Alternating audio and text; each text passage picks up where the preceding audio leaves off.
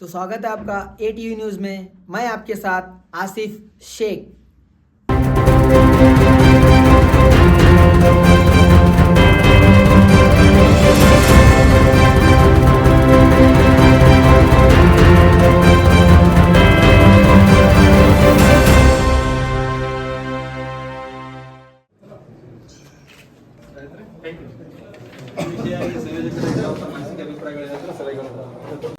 ಇವತ್ತು ಭಾರತೀಯ ಜನತಾ ಪಕ್ಷದ ವತಿಯಿಂದ ವಿಜಯಪುರ ಜಿಲ್ಲೆ ಭಾರತೀಯ ಜನತಾ ಪಕ್ಷದ ವತಿಯಿಂದ ವಿಶೇಷವಾಗಿ ವೈದ್ಯಕೀಯ ಪ್ರಕೋಷ್ಠದ ವತಿಯಿಂದ ಇಲ್ಲಿ ನಾವು ಮಹಾನಗರ ಪಾಲಿಕೆ ಆಯುಕ್ತರನ್ನ ಎಚ್ಚರ ಮಾಡಿಸಲಾಗಿ ಭಾರತೀಯ ಜನತಾ ಪಕ್ಷದ ಎಲ್ಲ ಪದಾಧಿಕಾರಿಗಳು ಮತ್ತು ಈ ವಿಶೇಷವಾಗಿ ಮಹಾನಗರ ಪಾಲಿಕೆಯ ಚುನಾಯಿತ ಪ್ರತಿನಿಧಿಗಳು ಅವರೆಲ್ಲರೂ ಒಳಗೊಂಡು ಇವತ್ತು ನಮ್ಮ ಮಹಾನಗರ ಪಾಲಿಕೆ ಅವರಿಗೆ ಕಾರ್ಪೊರೇಷನ್ ಯಾರು ಆಯುಕ್ತರಿಗೆ ಮನವಿ ಸಲ್ಲಿಸಿದ್ದೀವಿ. ರಾಜ್ಯದಲ್ಲಿ ಡೆಂಗು ಮಹಾಮಾರಿ ರುದ್ರ ತಾಂಡವ ಆಡ್ತಿದೆ ಅನ್ನುವಂಥದ್ದನ್ನು ದಿನ ನಾವು ಪತ್ರಿಕೆಯಲ್ಲಿ ಓದ್ತೀವಿ ಮತ್ತು ದಿನ ಮಾಧ್ಯಮದ ನೋಡ್ತೀವಿ, ನ್ಯೂಸಲ್ಲಿ ನೋಡ್ತೀವಿ.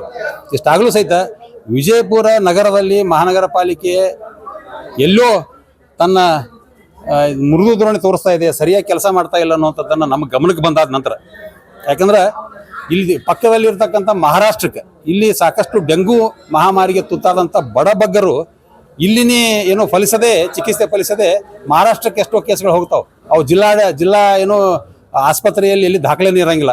ಇವ್ರು ನಂಬರ್ ಆಫ್ ಕೇಸಸ್ ತೋರಿಸೋದು 1000-1200 ಅಂತ ತೋರಿಸಿದಾಗ ಅದರ ಡಬಲ್ ಮಹಾರಾಷ್ಟ್ರಕ್ಕೆ ಎಲ್ಲಿ ಹೋಗಿ ಪೇಷಂಟ್ಗಳು ಹೋಗಿ ಅಡ್ಮಿಟ್ ಆಗಿ ಆರಾಮಾಗಿ ಬಂದಿರ್ತಾರೆ.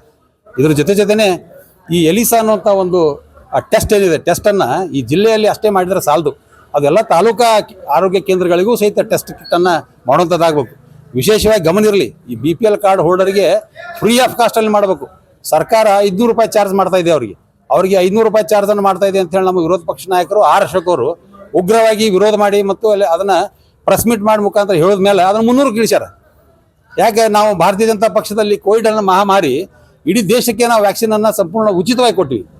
ಇವ್ರಿಗೆ ಯಾಕೆ ಇದು ಡೆಂಗು ಪರೀಕ್ಷೆಯನ್ನು ಬರೀ 300 ರೂಪಾಯಿ ಪರೀಕ್ಷೆಯನ್ನು ಉಚಿತವಾಗಿ BPL ಕಾರ್ಡ್ರಿಗೆ ಕೊಡೋಕ್ಕಾಗ್ತಾ ಇಲ್ಲ?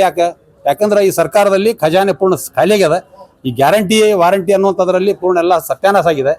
ಇದಕ್ಕೆ ಮುಖ್ಯಮಂತ್ರಿಗಳೇ ನೇರವಾಗಿ ಉತ್ತರ ಕೊಡಬೇಕು. ಯಾಕಂದ್ರೆ ಆರ್ಥಿಕ ಇಲಾಖೆ ಸಂಪೂರ್ಣ ಅವ್ರ ಕೈಯಲ್ಲಿದೆ, ಆ ಫೈನಾನ್ಸ್ ಮಿನಿಸ್ಟರ್ ಅವ್ರು ನೇರವಾಗಿ ಉತ್ತರ ಕೊಡಬೇಕು. ಅದ್ರ ಜೊತೆನೇ ಇಲ್ಲಿ ಸ್ಥಳೀಯವಾಗಿ ಮಹಾನಗರ ಪಾಲಿಕೆ ಆಯುಕ್ತರು ಈಗ ನಮ್ಗೆ ಭರವಸೆ ಕೊಟ್ಟಿದ್ದಾರೆ, ವಾರ್ ಫುಟಿಂಗ್ ಬೇಸ್ ಮೇಲೆ ಕೆಲಸ ಮಾಡ್ತೀನಿ ಅಂತ ನಮಗೆ ಭರವಸೆ ಕೊಟ್ಟಿದ್ದಾರೆ. ಯಾಕಂದ್ರೆ ನಾವು ಅವ್ರಿಗೆ ಗಮನಕ್ಕೆ ಅಂತ ತಗೊಂಡ್ಬಂದೀವಿ. ಈ ಸೊಳ್ಳೆಗಳ ಹೋಗಲಾಡಿಸ್ಬೇಕಾದ್ರೆ ಅದಕ್ಕೆ ಮೂಲ ಸ್ವಚ್ಛತೆ ಇರಬೇಕು. ಸ್ವಚ್ಛತೆ ಇರಬೇಕಂದ್ರೆ ಮಳೆಗಾಲ ಪ್ರದೇಶದಲ್ಲಿ, ತಗ್ಗು ಪ್ರದೇಶದಲ್ಲಿ ನೀರು ನಿಲ್ತದೆ. ಆ ನೀರು ನಿಂತಾದ ನಂತರ ಆ ನೀರು ಅಲ್ಲೇ ನಿಂತು ಅದು ಕೊಳಚೆ ಥರ ಆಗಿ ಅಲ್ಲಿ ಸೊಳ್ಳೆ ಉತ್ಪಾದನೆ ಆಗುವಂಥ ಹುಟ್ಟುವಂಥ ಸ್ಥಾನ ಅದು. ಅಲ್ಲಿ ಎಲ್ಲಿ ಗರ್ಸ್ಗಳು ಹಾಕ್ಬೇಕು ಇವರೆಲ್ಲ. ಇಲ್ಲ ಅಂದ್ರೆ ಅಲ್ಲಿ DDT ಪೌಡರ್ ಆಗಲಿ, ಮೆಲಾತಿನ್ ಆಗಲಿ ಅದೆಲ್ಲ ಸಿಂಪಡಣೆ ಮಾಡ್ಬೇಕು. ಇಲ್ಲ ಫಾಗನ್ನು ಸಿಂಪಡಣೆ ಮಾಡ್ಬೇಕು. ಈ ಫಾಗ್ ಸಿಂಪಡಣೆ ಮಾಡುವಂಥದ್ದು ಎಲ್ಲಿ ಕಾಣ್ತಾ ಇಲ್ಲ. ಇರುವಂಥದ್ದು ಒಂದೇ ಒಂದು ಮಷೀನ್ ಮಹಾನಗರ ಪಾಲಿಕೆಯಲ್ಲಿ. ನಮ್ಮ ಚುನಾಯಿತ ಪ್ರತಿನಿಧಿಗಳಾದಂಥ ಮಹಾನಗರ ಪಾಲಿಕೆ ಸದಸ್ಯರು ಸಾಕಷ್ಟು ಅವ್ರಿಗೆ ಒತ್ತಡ ಹಾಕ್ತಾ ಇದ್ದಾರೆ, ಫಾಗಿಂಗ್ ಮಷೀನ್ಗಳನ್ನು ಹೆಚ್ಚು ಮಾಡ್ಕೋರಿ ಅಂತೇಳಿ. ಇವ್ರು ಹೆಚ್ಚು ಮಾಡ್ಕೊಳಕ್ಕೆ ಯಾಕೆ ಆಗ್ತಾ ಇಲ್ಲ ಅಂದ್ರೆ ಇವ್ರ ಹತ್ರ ದುಡ್ಡಿಲ್ಲನಾ? ಹೇಗೆ ದುಡ್ಡಿಲ್ಲ ಅಂದ್ರೆ ಅಟ್ಲೀಸ್ಟ್ ನಾವು ತುಂಬಿದಂಥ ಏನು ಮಹಾನಗರ ಪಾಲಿಕೆಯಲ್ಲಿ ವ್ಯಾಪ್ತಿಯಲ್ಲಿ ಬರ್ತಕ್ಕಂಥ ನಾವು ಸಾರ್ವಜನಿಕರು ನಾವು ಪ್ರಾಪರ್ಟಿ ಟ್ಯಾಕ್ಸ್ ತುಂಬಿರ್ತೀವಿ. ದಟ್ ಇಸ್ ಬಿಲಾಂಗ್ಸ್ ಟು ಏನೋ ಜನರಲ್ ಫಂಡ್. ಅದು ಆ ಜನರಲ್ ಫಂಡ್ ಆದರೂ ಯೋಚನೆ ಮಾಡಿ ತಕ್ಷಣದಿಂದಲೇ ಜಾಗೃತರಾಗಿ ಸರ್ಕಾರದಲ್ಲಿ ದುಡ್ಡಿಲ್ಲ ಅಂದ್ರೆ ನಾವು ತುಂಬಿದಂಥ ಪ್ರಾಪರ್ಟಿ ಟ್ಯಾಕ್ಸ್ ಅಲ್ಲಾದರೂ ಸಹಿತ ಪ್ರಾವಿಷನ್ ಮಾಡಿಕೊಂಡು ತಕ್ಷಣ ಒಂದು 10-15 ಫಾಗು ಏನು ಮಷಿನ್ಗಳನ್ನು ಮಾಡಿ ಈಗಲೇ ಕಾರ್ಯಪ್ರವೃತ್ತರಾಗಬೇಕಂತ ಹೇಳಿ ಅವ್ರ ಜೊತೆ ಆಗ್ರಹ ಮಾಡಿದ್ವಿ. ಇದು ಮೊದಲು ನಾವು ವಿನಂತಿ ಮತ್ತು ಆಗ್ರಹ ಮಾಡ್ಕೊಂಡಿದ್ದೀವಿ. ಇನ್ನು ಮುಂದಿನ ದಿವಸನಾಗ ಉಗ್ರ ಹೋರಾಟನೂ ಸಹಿತ ಕೈಗೊಳ್ಳಕ್ಕೆ ಭಾರತೀಯ ಜನತಾ ಪಕ್ಷದ ಕಾರ್ಯಕರ್ತರು ತಯಾರಿದ್ದಾರೆ. ಅದಕ್ಕೆ ಅವಕಾಶ ಮಾಡಿಕೊಡ್ಬಾರ್ದು ಅಂತ ಹೇಳಿ ಮಹಾನಗರ ಪಾಲಿಕೆ ಆಯುಕ್ತರಿಗೆ ನಾವು ವಿನಂತಿ ಮಾಡ್ಕೊಂಡಿದ್ದೀವಿ ಮತ್ತು ಆಗ್ರಹ ಮಾಡಿದ್ವಿ. ಇದಕ್ಕಾಗಿ ನಮ್ಮ ಭಾರತೀಯ ಜನತಾ ಪಕ್ಷದ ಪ್ರಕೋಷ್ಠದ ಸಂಯೋಜಕರಾದಂಥ ಮಲ್ಲಿಕಾರ್ಜುನ್ ಜೋಗುರ್ ಅವರಾಗಿರ್ಬೋದು, ವೈದ್ಯಕೀಯ ಪ್ರಕೋಷ್ಠದ ಸಂಚಾಲಕರಾದಂಥ ಡಾಕ್ಟರ್ ಪಾಟೀಲ್ ಅವರು ಮತ್ತು ಇಲ್ಲಿದ್ದಂಥ ನಮ್ಮ ಮಂಡಲ ಅಧ್ಯಕ್ಷರಾದಂಥ ಹೂಗಾರ್ ಅವರು, ಇವರೆಲ್ಲರೂ ನಾವೆಲ್ಲ ಯೋಚನೆ ಮಾಡಿ ಈ ರೀತಿ ಈ ಪ್ರಸ್ತಾವನೆ ಸಲ್ಲಿಸಿದ್ವಿ. ಅದಕ್ಕೇನಾದರೂ ಜಾಗೃತರಾಗಲಿಲ್ಲ ಅಂದರೆ ಮುಂದಿನ ದಿವಸ ಉಗ್ರ ಹೋರಾಟ ಮಾಡುವಂಥದ್ದು 100ಕ್ಕೆ 100 ಸತ್ಯ ಇದೆ ಅನ್ನೋಂಥ ಮಾತನ್ನು ತಮ್ಮ ಮುಂದೆ ಹೇಳಕ್ಕೆ ಬಯಸ್ತೀನಿ. ಧನ್ಯವಾದಗಳು. ನಾನು ವಿಜಯಕುಮಾರ್ ಕುಡಿಗನೂರ್ ಅಂತ ಈ ಪ್ರಕೋಷ್ಠದ ವ್ಯಾಪಾರ ಮತ್ತು ವಾಣಿಜ್ಯ ಪ್ರಕೋಷ್ಠದ ರಾಜ್ಯ ಸಂಚಾಲಕ. ಧನ್ಯವಾದಗಳು.